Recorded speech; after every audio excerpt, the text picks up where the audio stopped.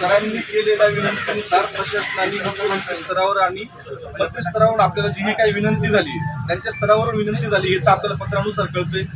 त्यानुसार आपण उपोषण मागे घेण्याचा अधिकृतपणे निर्णय घेत आहोत। परंतु जर यामध्ये दिलेल्या आपल्याला त्यांनी जो काही दिलाय डाटा त्यानुसार मीटिंग लागली नाही तर परत एकदा उपोषणाच्या पहिल्या दिवशी आपला तंबू इथंच असेल।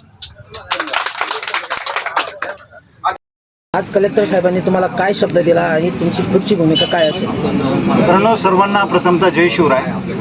आपल्याला सगळ्यांना ठाऊक आहे की मागील 7 दिवसांपासून जनसंघर्ष संघटना आणि तालुक्यातील सर्व दूध उत्पादक शेतकरी यांच्या माध्यमातून आम्ही आमरण उपोषणासाठी या ठिकाणी बसलेलो आहोत। तालुक्यात नाही तर पूर्ण राज्यामध्ये या उपोषणाच्या बाबत चर्चा झाली, व्याप्ती झाली। सर्व मोठमोठ्या नेत्यांनी, सामाजिक क्षेत्रात काम करणाऱ्या लोकांनी खऱ्या अर्थाने आम्हाला पाठिंबा दिला। मीडियावाल्यांनी खरं अतिशय मोठं सहकार्य केलं। तालुक्यातील दूध उत्पादक शेतकरी बांधव, सर्व पक्ष आणि पार्टीचे सर्व सभासद, अध्यक्ष सर्वच जण या ठिकाणी आले। सगळ्यांचेच मी अगदी मनापासून प्रथमतःच आभार व्यक्त करतो।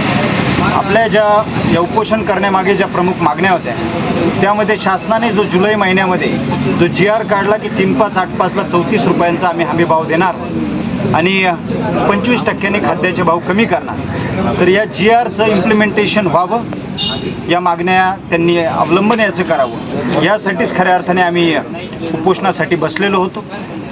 सर्व चर्चा झाल्यानंतर या ठिकाणी आज आपल्या जिल्ह्याचे जिल्हाधिकारी महोदय या ठिकाणी आलेत आणि 2-3 दिवसांपासून ज्या दुग्ध विकास मंत्री महोदय विखे साहेब यांच्यासोबत ज्या चर्चा सुरू होत्या त्यानुसार अधिवेशनाच्या आत मंत्री महोदयांच्या उपस्थितीत सोबतच अर्थमंत्री माननीय अजितदादा पवार साहेब आणि मुख्यमंत्री एकनाथ शिंदे साहेब यांच्या उपस्थितीमध्ये मंत्रालयामध्ये बैठक संपन्न होणार आहे। आपल्या ज्या मागण्या आहेत त्या आपल्या ऐकून घेणार आहे आणि त्यानंतर खऱ्या अर्थाने ते निर्णय देणार आहे। हा विषय खऱ्या अर्थाने ज्या पद्धतीने विखे साहेब म्हटले की हा गुंतागुंतीचा आहे, त्यानुसार हा नक्कीच गुंतागुंतीचा आहे। कारण राज्यामध्ये दुधाची पुरवठा जास्त आहे असं त्यांचं म्हणणं आहे, पावडर बनवावी लागते, पावडरला बाजारभाव कमी आहे असं त्यांचं म्हणणं आहे। म्हणून दुसऱ्या बाजूला शेतकऱ्यांना डायरेक्ट 5 रुपये लिटरप्रमाणे अनुदान देण्यात यावं अशी मागणी खऱ्या अर्थाने आम्ही सगळ्यांनी ठेवलेली आहे। त्या विषयावर आम्ही ज्यावेळी मंत्री महोदयांसोबत बैठक करू हा विषय प्रकर्षाने आम्ही त्या ठिकाणी मांडणार आहोत। हे सगळे विषय मांडत असताना दूध उत्पादक शेतकऱ्यांचा पाठिंबा असणं अतिशय महत्त्वाचं आहे। या आंदोलनानुसार आमचे मित्र अरुणभाऊ शेळके यांनी देवठाणमध्ये काल रास्ता रोको केला, बाकी गावांमध्येही अनेक ठिकाणी रास्ता रोको सुरू झाले। संगमनेरमध्ये आमचे मित्र ऋषिकेश यांनी उपोषण कालपासून सुरू केलं, राहत्यामध्ये उपोषण सुरू झाले, राहुरीमध्ये सुरू झाले। वेगवेगळ्या ठिकाणी या आंदोलनाला पाठिंबा देण्यासाठी उपोषणं सगळ्यांनी सुरू केली, त्यांचे मी अगदी मनापासून आभार मानतो। काही मोजकी नावं या ठिकाणी मी घेतो ज्या महोदयांनी या ठिकाणी खऱ्या अर्थाने पाठिंबा दिला। त्यामध्ये आमचे मार्गदर्शक माजी मंत्री सन्माननीय मधुकररावजी पिचड साहेब यांनी या ठिकाणी पाठिंबा दिला, त्यांचं पत्र या ठिकाणी आले, त्यांनी फोनवरनं संपर्कही केला। सोबतच या ठिकाणी कालच माजी मंत्री बाळासाहेब थोरात साहेब हे आले, त्यांनी पाठिंबा या ठिकाणी दिला। खासदार माननीय सदाशिवराव लोखंडे साहेब यांनी या ठिकाणी पाठिंबा दिला। माजी खासदार भाऊसाहेब वागचौरे साहेब यांनी या ठिकाणी पाठिंबा दिला। आमदार माननीय किरणजी लहामटे साहेब यांनी या ठिकाणी पाठिंबा दिला। माजी आमदार सन्माननीय वैभवभाऊ पिचड साहेब हे पण या ठिकाणी आले, त्यांनी पाठिंबा दिला। बाकी सर्वच मान्यवरांची नावं मला घेणं नक्कीच या ठिकाणी शक्य नाही, ती नावं आमचे सहकारी मोहन पवार सर घेतीलच।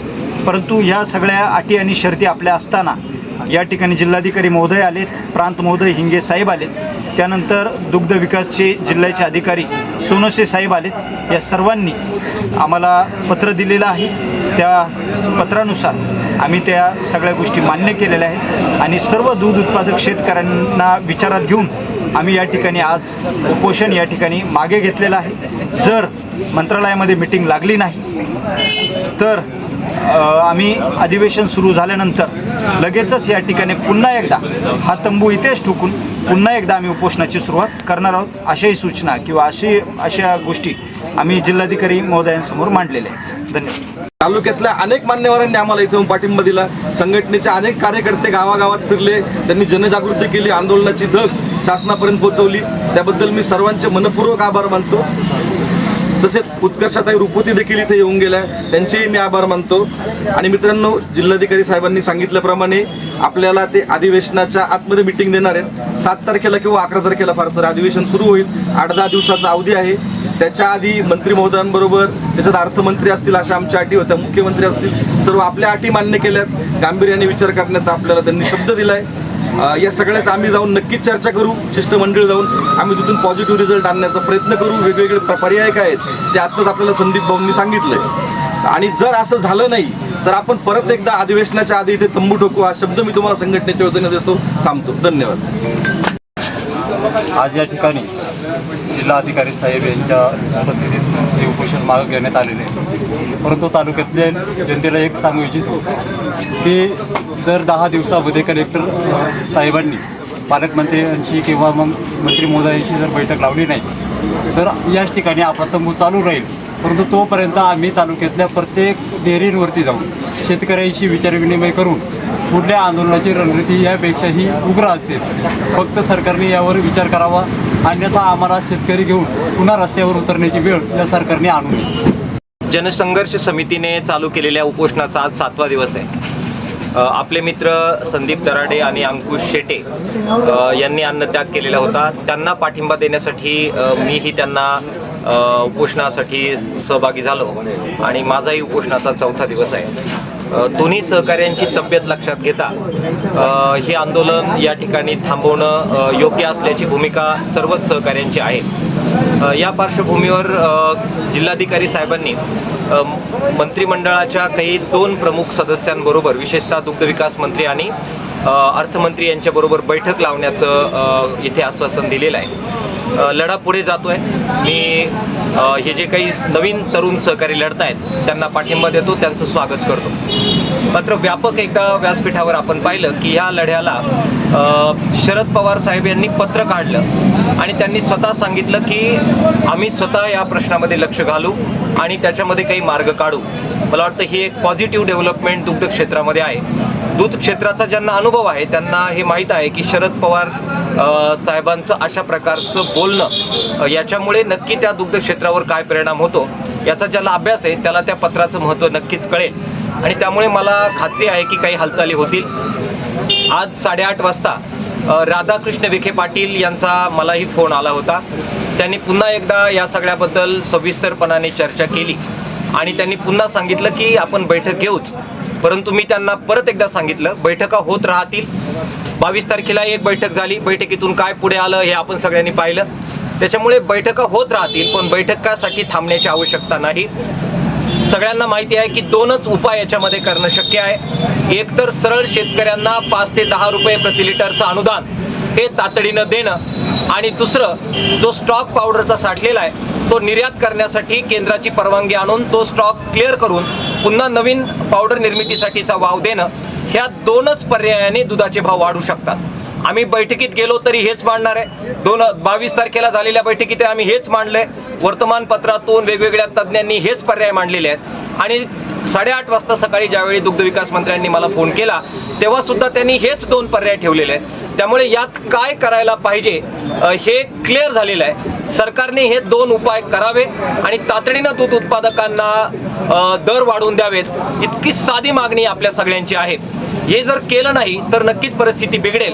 कारण दूध उत्पादनामध्ये 2 स्तर असतात, 2 सीझन असतात. आता सध्या फ्लश सीझन चालू आहे, म्हणजे ज्याच्यामध्ये देश पातळीवर दुधाचं उत्पादन वाढतं. 1 महिन्यानंतर आपोआपच लीन सीझन चालू होईल.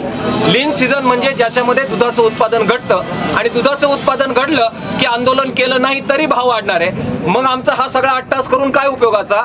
आणि म्हणून आम्ही त्यांना म्हणतोय की बैठका होतील, कार्यकर्ते जातील. मी जाईल की नाही त्याच्याबद्दल मी माझ्या संघटनेशी बोलेल, दूध उत्पादक शेतकरी संघटनेशी बोलेल. कारण या बैठकीत या आंदोलनात सुद्धा माझा रोल सपोर्टिव्ह होता. मी या आंदोलनाचा नेता नाही.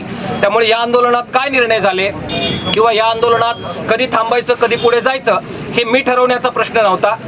त्या सहकाऱ्यांची जी भूमिका आहे त्याच्याशी मी सलग आहे. परंतु त्या बैठकीला जायचं की नाही जायचं हे मात्र किसान सभा आणि दूध उत्पादक शेतकरी संघर्ष समितीशी बोलून मी ठरवेल. पण माझा परत आग्रह आहे, बैठका कोणाला करायच्या त्यांनी कराव्यात, परंतु पर्याय समोर आहे. अधिकांत शेतकऱ्यांचा पाहू नका. अजित पवार साहेब आणि राधाकृष्ण विखे साहेब दररोज भेटतात ना, त्यांनी एकत्र बसावं, निर्णय करावा. तरतूद करावी, अनुदान द्यावं शेतकऱ्यांना 5 रुपये 10 रुपये आणि निर्यातीला परवानगी देऊन निर्यातीचं अनुदान देऊन हा स्टॉक क्लिअर करावा आणि तातडीनं उद्याच्या मस्टरमध्ये म्हणजे आता 1 तारखेपासून मस्टर चालू होईल त्या मस्टरमध्ये तातडीनं 5 रुपये 10 रुपये वाढून द्यावेत. इतका साधा उपाय असताना बैठका घ्यायच्या, बैठकांमध्ये टाइमपास करायचा. आता 8 दिवसाची मुदत बैठकीला, नंतर मग परत कारवाईला 8 दिवसाची बैठक, मग नंतर शासनादेश निघायला बैठक, मग नंतर अकाउंट क्लिअर व्हायला नंतर बैठक. झाला 1 महिना आणि 1 महिन्यानंतर आपोआप भाव वाढणार आहे. म्हणजे आम्ही मरायचं, कष्ट करायचं, उपाशी राहायचं, आंदोलन करायचे आणि अनुदान कधी मिळणार तर 1 महिन्यानंतर मिळणार. कधी मिळणार? ज्यावेळी आपोआप भाव वाढणार आहेत, ज्यावेळी आपोआप आम्हाला पैसे मिळणार होते त्यावेळी दूध कंपन्यांना हे अनुदान देणार आणि त्यांचे घसे भरणार, त्यांच्या तिजोऱ्या भरणार. मला वाटतं ज्याला याच्यातलं अर्थकारण कळतं, याच्यातल्या गोचा आणि खेपा कळतात, त्यांना मी काय म्हणतो हे बरोबर कळतंय. त्यामुळे या सगळ्या आंदोलनाचा परिणाम म्हणून लढायचं शेतकऱ्यांनी आणि फायदा आणि अनुदान मिळणार कंपन्यांना असं जर होणार असेल तर कृपा करून ते काय आपल्या भल्याचं नाही. आणि म्हणून परत एकदा या आंदोलनाच्या निमित्तानं जे कार्यकर्ते लढले त्यांना मी अभिवादन करतो, त्यांचा आभार व्यक्त करतो, त्यांच्या लढ्याला पाठिंबा व्यक्त करतो. पण दुसऱ्या बाजूला सरकार वेळ काढून नेतंय, टाइमपास करतंय. वेळ काढून नेऊन त्यांना परत अनुदानाचा सगळा मलिदा हा कंपन्यांच्या घशात घालायचा आहे. जो आमचा आजपर्यंतचा अनुभव आहे तो यावेळी त्यांनी करू नये आणि शेतकऱ्यांना रिलीफ द्यावं, उद्यापासून द्यावं, 11 तारखेपासून भाव वाढवावेत अशी मागणी परत एकदा मी आपल्या सगळ्यांच्या वतीनं करतो. धन्यवाद.